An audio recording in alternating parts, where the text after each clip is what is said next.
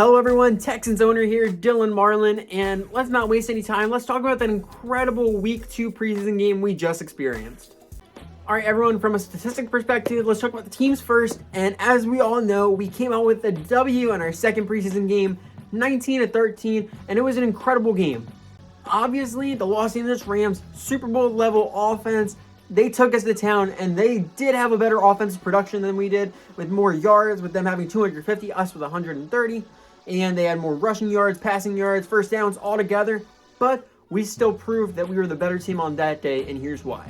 We outled them in punt return yards with a huge punt return touchdown by Traymon Smith. And I'm going to tell you all right now, he has solidified his spot on this team, and he is going to be the return man this year for us. And although they outproduced us on the offensive end with yards, we actually had more total yards altogether with our excellent punt return and kick returns on the day, leading them by about 40 yards. But that's not the whole story. They may have had offensive production, but we got them to turn the ball over 4 times. 4 interceptions on the day. We had, I believe, our first one of the day to Derek Stingley Jr., one to Jalen Petrie at the very end. Christian Kirksey had one in the middle, I believe, but we're going to check that all out in a second. But 4 interceptions on the day. We converted on 4th down 2 times, almost got a 3rd time, just barely got the stop, but we ended up not needing it at the end of the day. Penalty yards, we got no penalties on the day, so that was good. And we also had time of possession. We were right near them, so that was a great game for us. Let's check out the player stats, though. So, in our quarterback situation, it was a much better game than we had last time out. We saw much better production, specifically Davis Mills. He only had a 47.9 QBR. He didn't have many yards, but the big thing, he did not turn the ball over. That's what we were excited about. He didn't turn the ball over. He ate 1 sack, had a long pass of 15. This may not be the most explosive passing game in the league this year. Obviously, we don't have the recognized talent we're looking for, but Davis Mills proved that if he's not going to turn the ball over, we can keep him in the game and he will do good this year. Also, we threw Jeff Driscoll in for a couple plays and he was good, but honestly, I think we all know Cam Newton is going to be the backup this year. We will keep Jeff Driscoll around just in case, but Cam Newton is going to be the backup. Jeff Driscoll can do enough to keep us in the game. He, of course, didn't turn the ball over either, which was great, but obviously, Cam Newton's going to be our backup. And their passing game, we contained Matthew Stafford pretty well. He only had 124, and I believe it was just the first half he played, so that was good containment. We got 1 interception off him in the first quarter of the game. It was their first drive, I believe. So great interception by him. Also had him eat a sack. And then John Wolford, a great backup who started games for them before with injuries bugging them in previous years.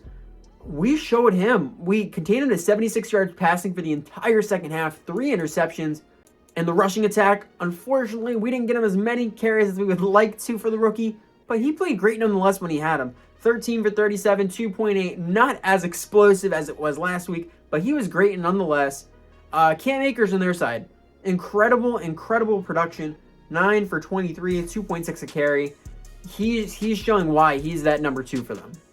John Wolford, he had that one huge scramble on us where we had a whiff tackle and he made us pay by scrambling him for a touchdown.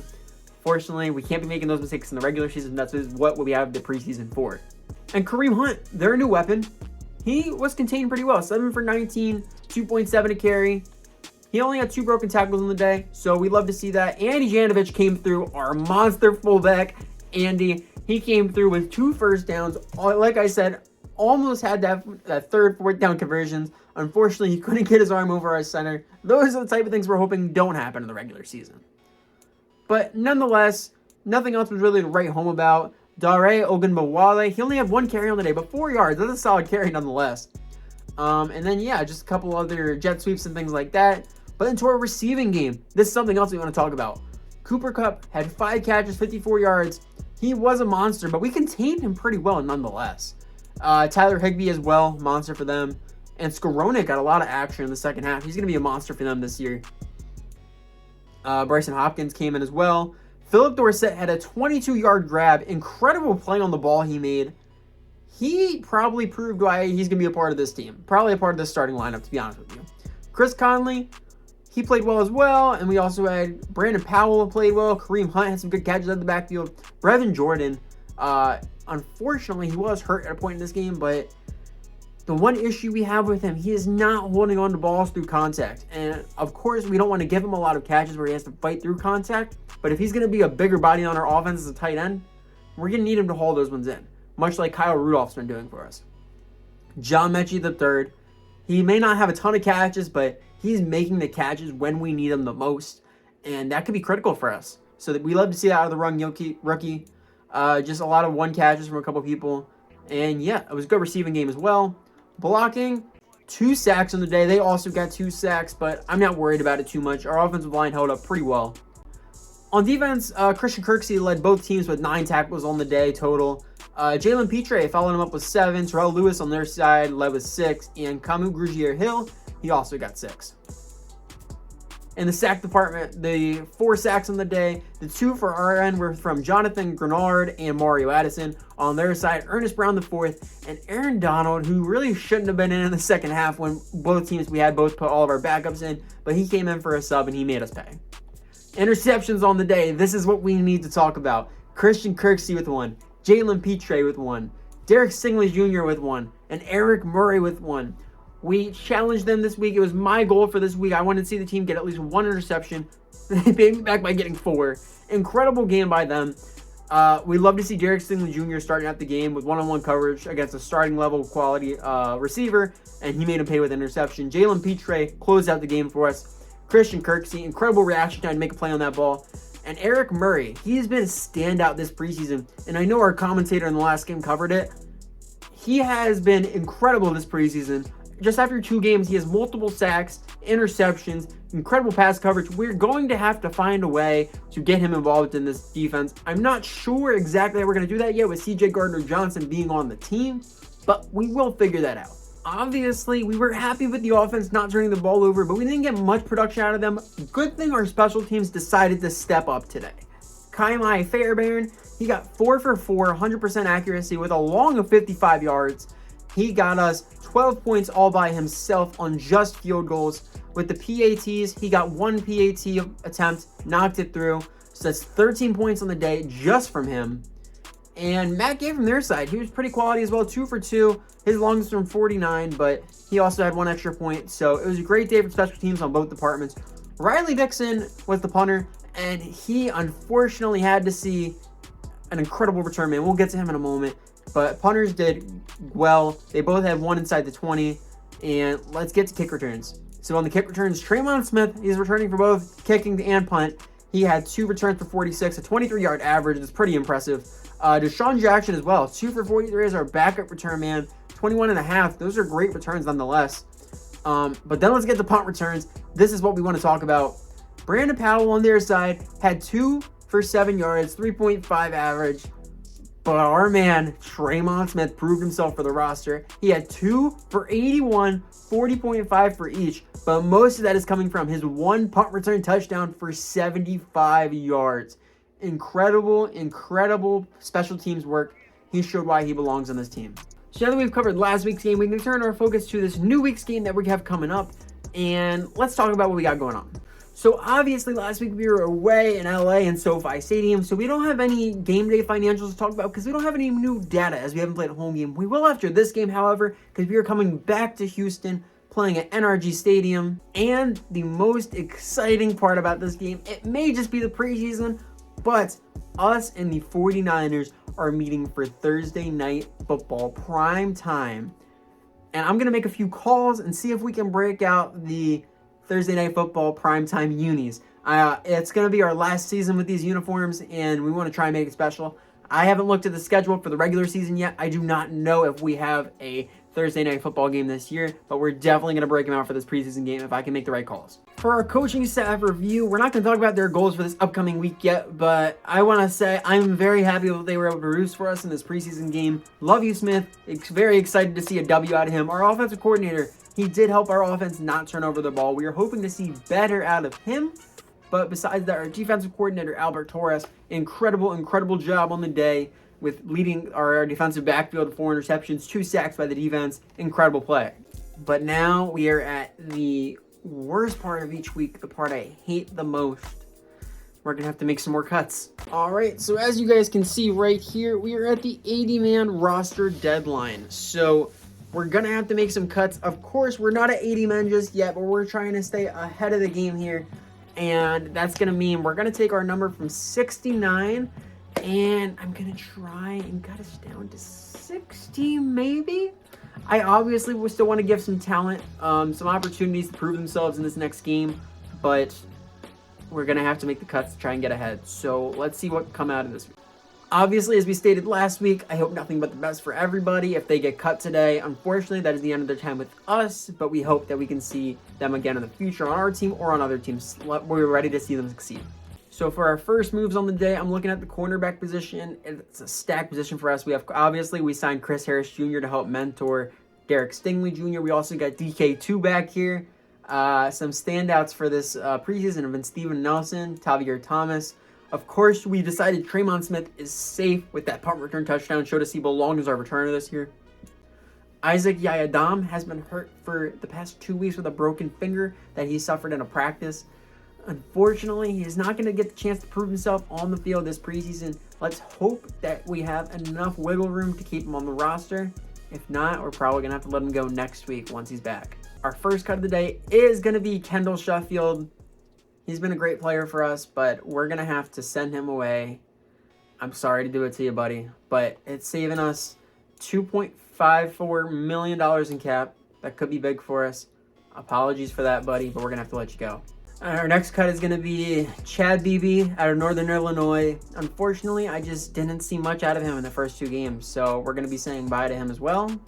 And I know I said I was going to try and get us down to 60, but honestly, I think we're going to keep most of the roster intact because I've done some thinking, and here's what I come up with. So we have not utilized our practice squad just yet, and I believe we can load about 10 in there. As a new owner, I still have to do the research on it, but we can load a lot of our players into the practice squad to try and keep them available working with the team. And we can use this last preseason game because we have seen that our offense can operate without turning the ball over. We've seen that our defense can step up. I think this last week we are going to focus on giving the backups the entire game. Obviously, I've heard from San Francisco they're not going to be doing so. They're going to be playing their starters a lot of the game, but I'm going to give them the chance to prove themselves so you can make the plays to stand out for this team and who's not going to make it.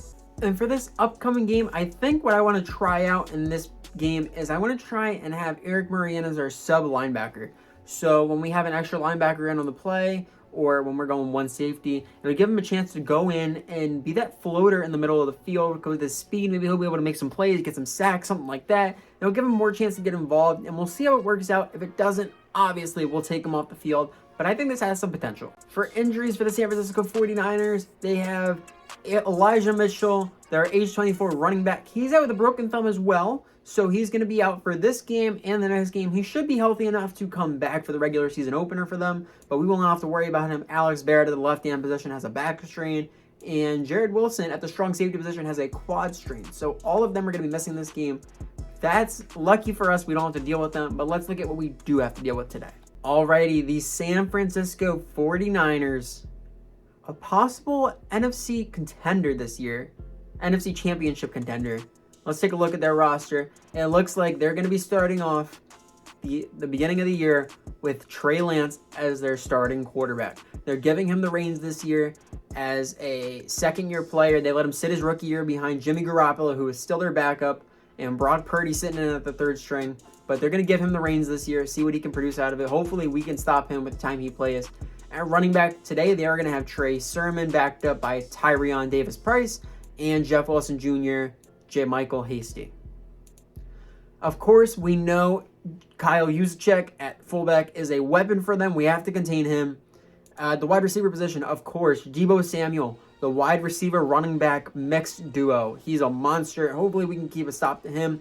Brandon Ayuk, Ray McLeod III, Kayshawn Johnson, Marcus Johnson.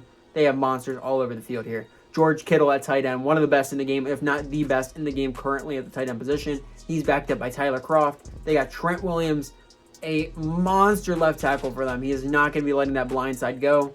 Backed up by Kalen Moore. We have Aaron Banks, the left guard, backed up by Spencer Burford. J.C. Treader, backed up by Jake Brendel at center. At right guard, Daniel Brunskill, backed up by Colton McKivitz. Yes. Right tackle, they have Mike McGlinchey, backed up by Justin School.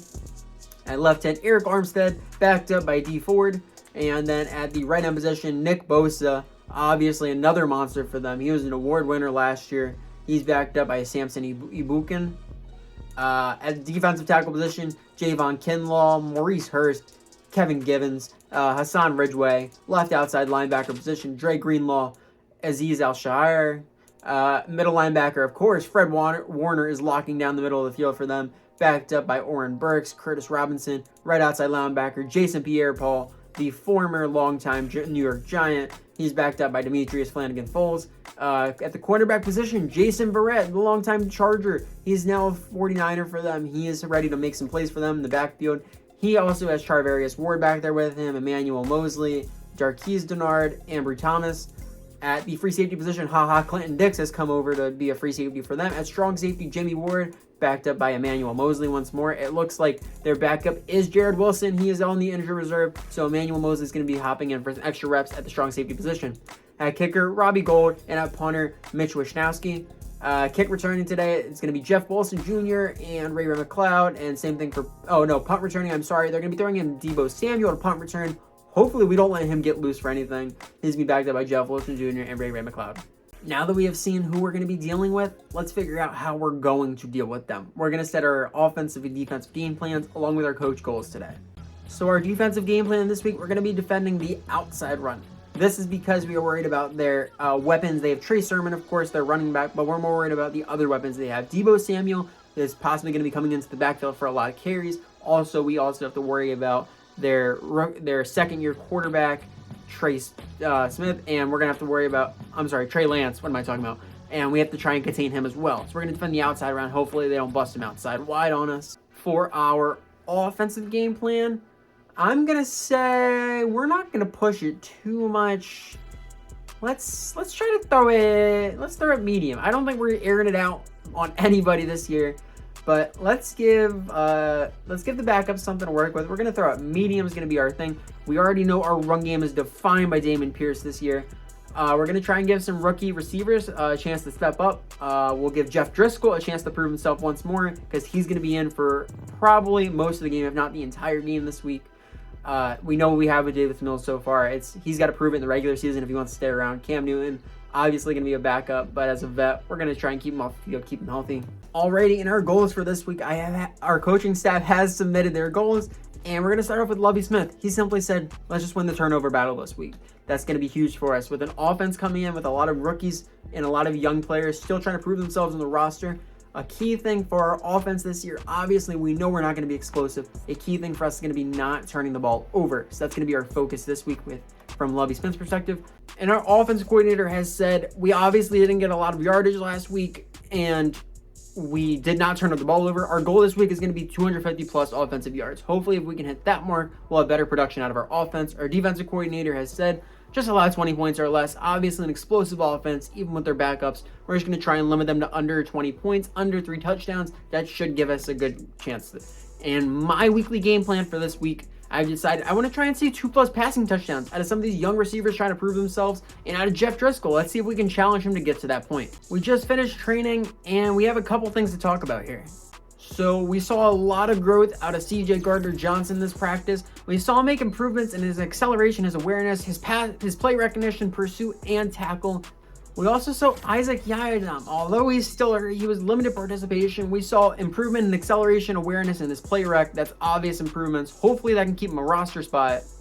And the backup center, Jimmy Morrissey, he's trying to make his push for this team. He made improvements on the offensive line as well. Improvements in awareness, pass blocking power, and run blocking power.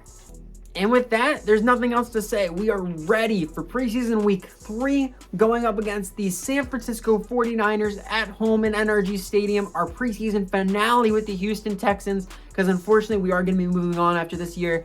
And hopefully we can get another W. A lot of people can prove themselves this week. And hopefully Thursday night, prime time, our finale to our preseason, hopefully we can make an impact. I hope you guys enjoy, and I can't wait to catch you guys for our preseason week 3 game. See you guys then.